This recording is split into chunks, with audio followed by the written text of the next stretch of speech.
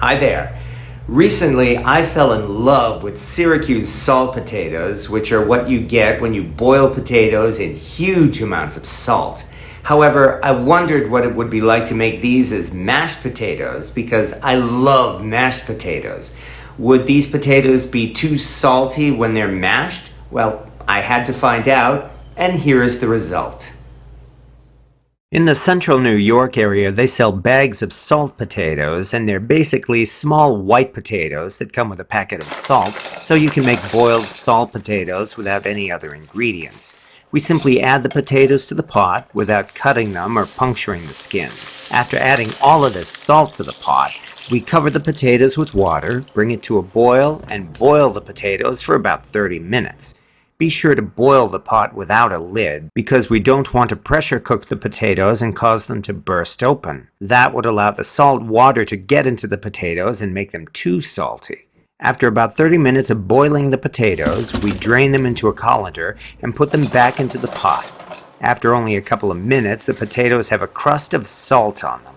And now we make these into smashed potatoes by adding a stick of butter, some black pepper, garlic powder, dried basil and parsley, and a cup of cream or milk.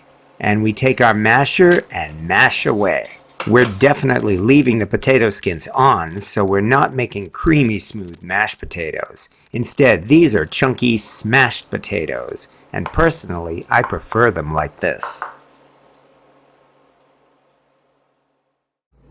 And the question, of course, is, are these potatoes going to be too salty, or will they actually be good?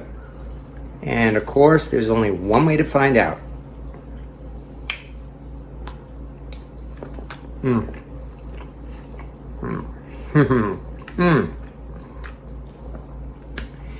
And the answer is, not only are these good, these are great. Yes, there's definitely a lot of salt in them. There's no question about that, but there's not too much salt. Just like that wonderful salty crust on the salt potatoes, that's all in here. And so is the skin, for that matter. These are definitely smashed potatoes because they, of course, have the skins on them. I didn't run them through a ricer or strainer or anything. They are not creamy smooth. And these, quite frankly, are how I like my mashed potatoes.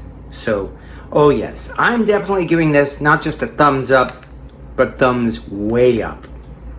I'll certainly be making this again. I love Syracuse salt potatoes. I'll be making those many times. I will also be making Syracuse smashed salt potatoes.